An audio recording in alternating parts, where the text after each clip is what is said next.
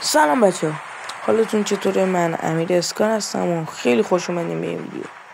بچه ها تو این ویدیو قراره که سطح گیم تو آلکاتراز رو داشته باشیم و چند تا چیز هستش که میخوام بهتون بگم، چه در مورد بازیه چه غیر بازی یا هر چی در مورد یوتیوب اینستا. بچه ها خودتون میدین چند روزیه که من ویدیو نذاشتم که دلایلی داشته، حالا اونا هم بهتون میگم. و اینکه یه مشکلاتی اومده توی گیم یا اینجور چیزا. بچه ها اول بذار در مورد این بگم. بچه ها چند وقتی که ویوهای من توی یوتیوب، یعنی 2 ویدیویی که دارم کم بوده، ولی در عوض خوبی که داشته چی بوده؟ اینکه مثلا اون ویویی که داشته واقعی بوده، یعنی منظورم که همه تا آخر ویدیو رو دیدن، یعنی همشون، تمام کسایی که ویدیو منو دیدن تا آخر ویدیو رو دیدن. و چیز دومی که میخوام بهتون بگم در مورد ریجستری بازیه.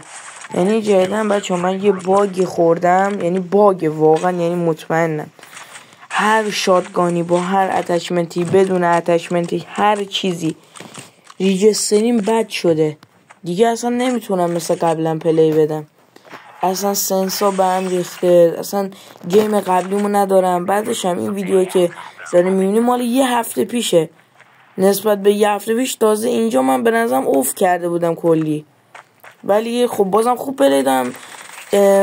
شاتگان زنی بد جور افت کرد و الان که دیگه بدتر شده.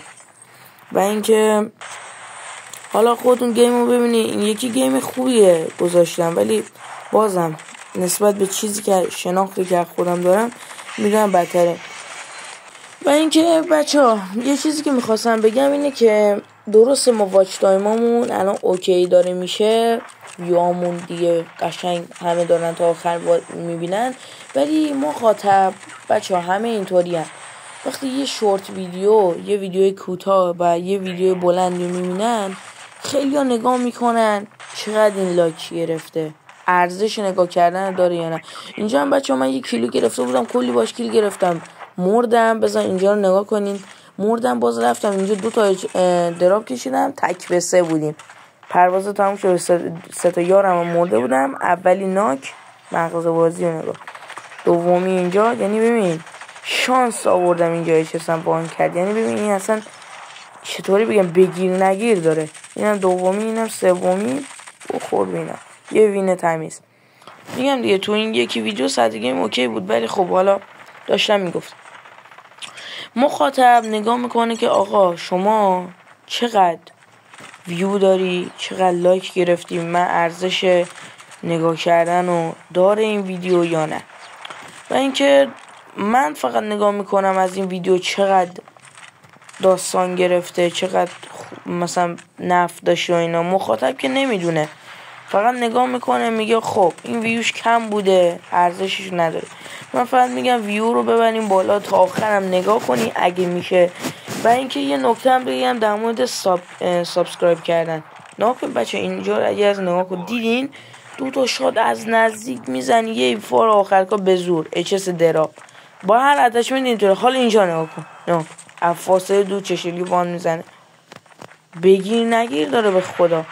ولی من بچه چند وقتیه که تو اسنایپ اصلا یه چیز فوران عجیبی خفن شدم. حالا نمیدونم تعریف از خود نباشه، اصلا یعنی شاتگان همه چیم گند شده باشه، اسنایپ هم فضایی شده. نمیدونم اصلا دستم اینجا هم که داریم میبینیم با اسنایپ میزنم گرم نیدی، گرم باشه که اصلا پاره میکنم. حالا آره داشتم میگفتم این حرکت رو بزنیم، ولی یه نکته هم میخواستم بگم در مورد سابسکرایب کردن. بچه کسایی که میخوان ساب کنن اول یه کامنت انگلیسی بذارن، بعد چی. حالا اینجا اسنایپ رو نگاه دمیج، اون دوران تموم شد که با یه شات میزدی طرف میافتاد، الان همه چی 2 شاته. اینجا نگاه کن، بنگ، عالی، اصلا اسنایپر خدا.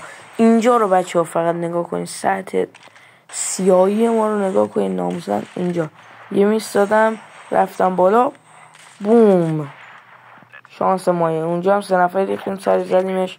اینجا نگاه کنید، دست بعد شد یه دیل دوباره بهم رسید، برادر یه شات اول بخور، بنگ، عالی.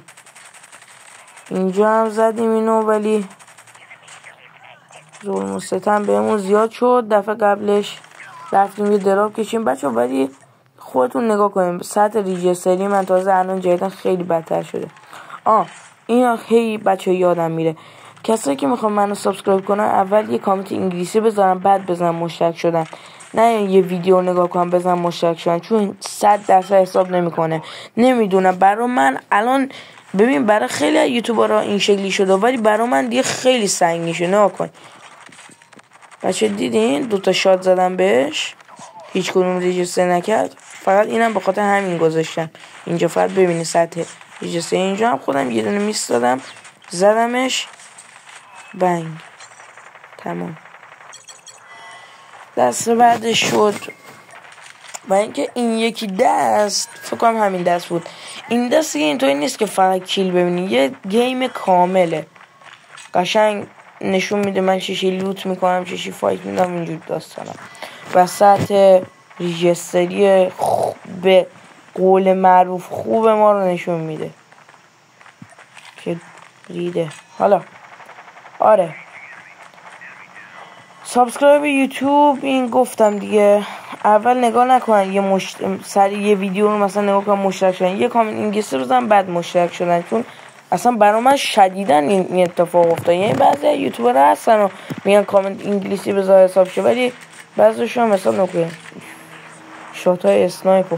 آره ولی برای من نمیدونم مال من دیگه خیلی بدجوره تعصبی.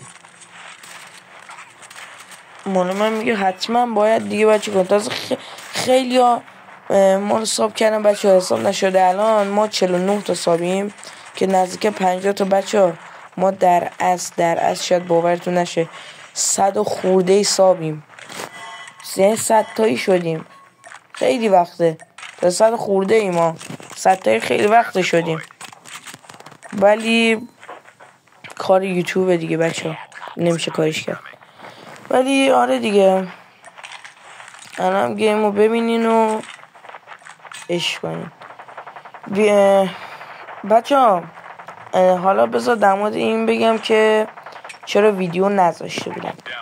بچه ها من خیلی و اینکه بچه آره دیگه من خیلی کار دارم، اصلا نمیتونم اینقدر چیز میزد. حالا بچه اینجا رو نگاه کنین سطح ریجستری دیدین بچه، یه دمیج اینجا 2 نفر دیدم بالان و اسنایپ جت پک و باسکت زدم رو جت پک خورد دمیج. این هم از سطح ریجستری ما. چرا من ویدیو نمیذارم؟ چون وقت ندارم. خودم خیلی دوست دارم ولی ادیتش مگه من ادیتور دارم؟ خودم کارامو انجام دارم میدم. ادیت هم آنچنانی نیست، کارای زیاد خاصی نمیکنم، ولی همین که بگیری این چیزا رو درست کنی کانتنت در بیاری خودش خیلیه. بچه خدا وکیلی بگین کدوم یوتیوبری رو دیدین که به 200 تا ساب یعنی زیر 1000 تا هستن، ولی ما میگیم اصلا 200 تا به 200 تا هم نرسیده باشه. کانتنت ها این مدلی در میاره، کانتنت هایی که کسایی که 30,000 تا 10,000 تا 20,000 تا 1000 تا هرچی 1000 تا به بالا دارن در میارن سابسکرایب دارن.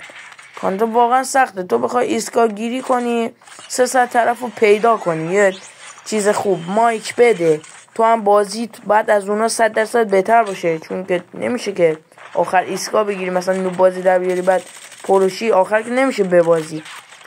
باز اینا قبول کنن بیان دوئل داستان داره. اون کسی که 4000 تا یا کلی بیشتر ساب داره تجربه داره، میدونه باید چی کار کنه، یعنی میدونه باید چه حرکتی بزنه. حالا من کار ندارم، اینجا هم آخرای بازیه و اینکه سطح ریجستری منو ببینید. اینجا یه میس دادم ولی خب لایک و سابسکرایب یادتون نره. خیلی دوستتونم. فعلا بابا.